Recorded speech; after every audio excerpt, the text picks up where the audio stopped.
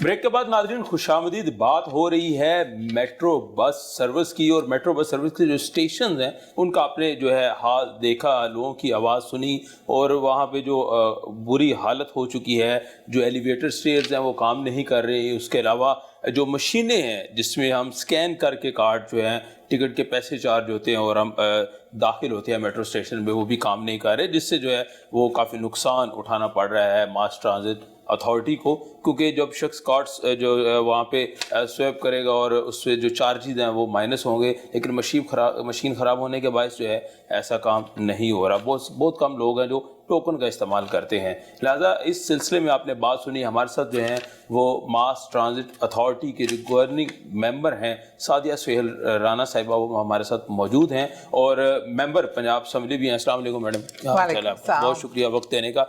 Madam, सबसे पहले बुनियादी बात कर लेते हैं कि इतना बड़ा प्रोजेक्ट जिसको हमेशा आपकी गवर्नमेंट जब ऑपोजिशन में थे तो जंगला बस का कहते होते थे, लेकिन आज लोगों को फ़ायदा हो रहा है, आप भी देख रहे हैं वो फ़ायदा हो रहा है, तो ऐसी हालत क्यों आन पहुंची? अच्छा साहब जी, सबसे पहले तो मैं बताऊंगी आपको कि हम उसको जंगला बस क्यों कहते थे और उसके खिलाफ क्यों बोलते थे।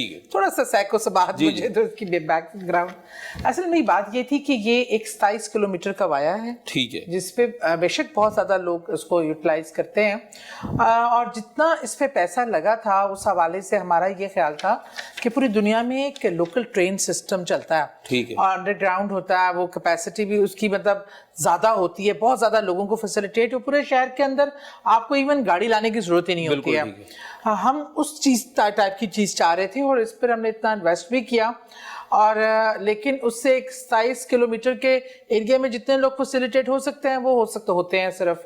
और अच्छा, अब जो उसकी जम्बू हाली की जो वजूहात हैं, उसकी एक बड़ी वजह यह है कि इस का जो प्रोजेक्ट मेंटेनेंस और तमाम चीज़ें थी वो एक बैरून मुल्क कंपनी को टेंडर हुआ था। जब गवर्नमेंट हमारे पास आई और हमने तमाम चीज़ों को देखा तो ओवर प्राइस्ड टेंडरिंग थी, और बहुत ज़्यादा लोगों को, कई ऐसे लोगों को फैसिलिटेट किया गया था कि जो कि मतलब और बहुत हाईली प्राइस्ड थी।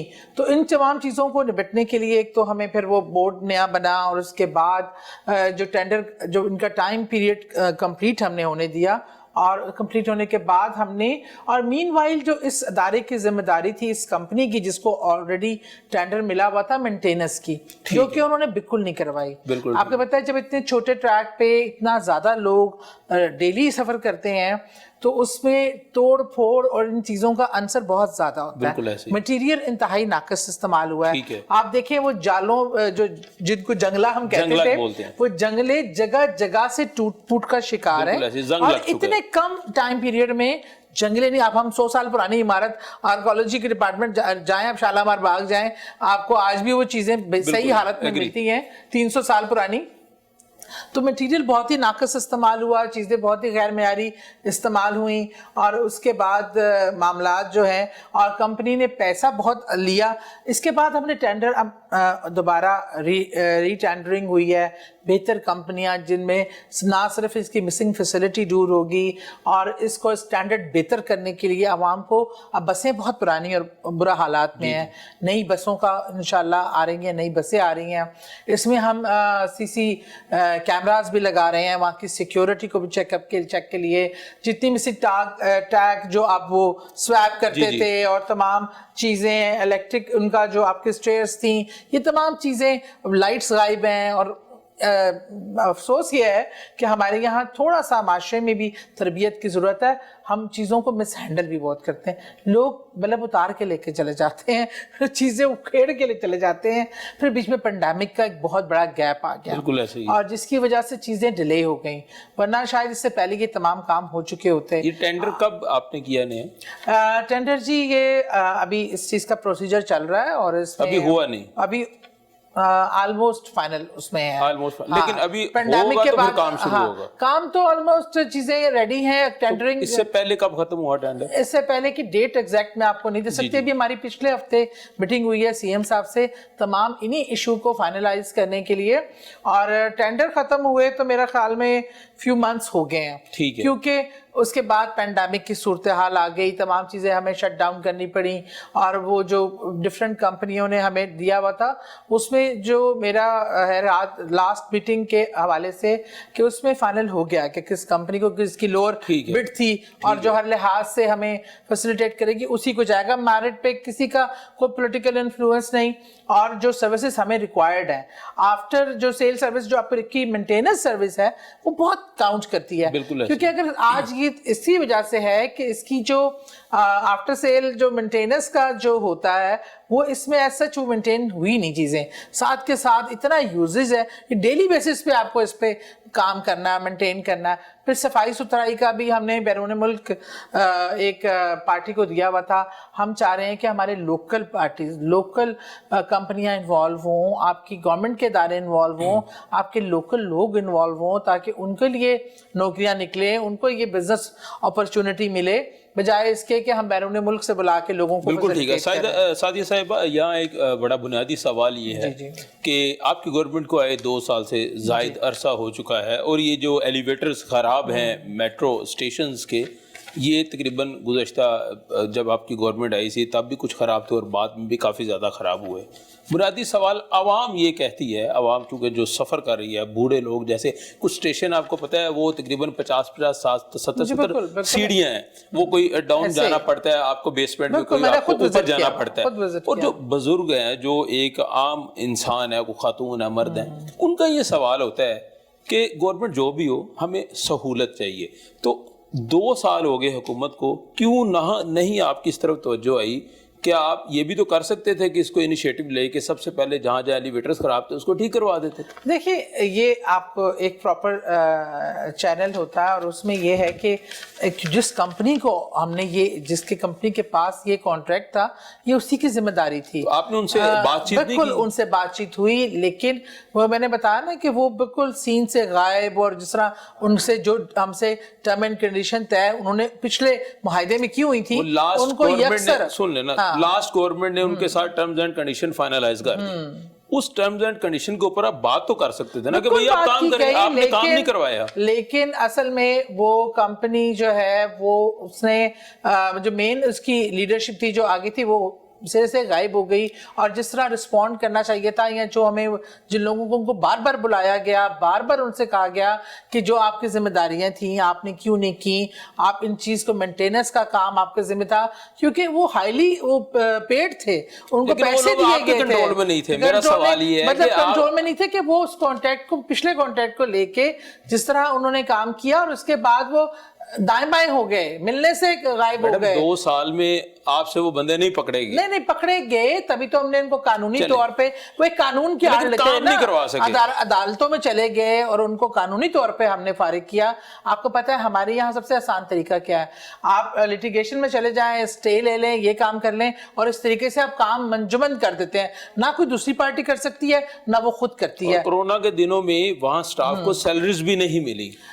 کرونا کے دن میں اس لیے جو تمام کانٹریکٹ, سٹاف, تمام چیزیں اسی کانٹریکٹ کا حصہ تھی. لیکن سوال میرا یہ ہے کہ 2 سالوں میں آپ ان کانٹریکٹرز جو تھے ان کے ساتھ کیوں نہیں کام کروا سکے؟ دیکھیں, کام ان کے ساتھ کام کروانا آپ کی ذمہ داری تھی. بالکل کام کروانا ہماری ذمہ داری تھی, لیکن کیونکہ وہ اپنی ٹرم اینڈ کنڈیشن پہ جو ان کی طے تھی پہلے شدہ, اس میں انہوں نے بہت زیادہ, وہی بات ہے نا کہ بہت زیادہ پیچیدگیاں تھیں. یہی مسئلہ ہے کہ جو لوگوں کی ڈیوٹیاں تھیں, ذمہ داریاں تھیں, وہ غائب تھے, سرے سے موجود ہی نہیں تھے, اور ان کو پیسے بھی جا رہے تھے, تمام چیزیں.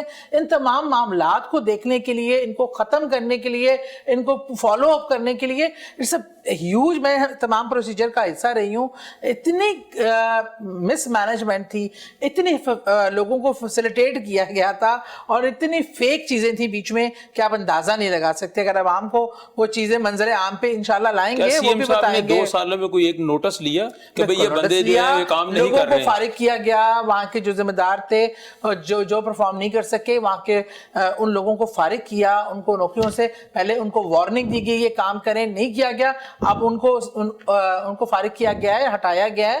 اب نئے لوگ, بہتر لوگ جو پرفارم کر سکیں, نئی کمپنیاں جو لوکل, ایک تو صفائی ستھرائی کا انتظام انتہائی ناقص تھا وہاں پہ, تمام اس میں LWMC کو انوالو کیا گیا ہے کہ اب صفائی ستھرائی کا سارا ذمہ داری وہاں کی CC کیمراز, وہاں کی تمام مسنگ فیسلٹی کو پورا کرنا, اور ساتھ ساتھ مینٹیننس کا.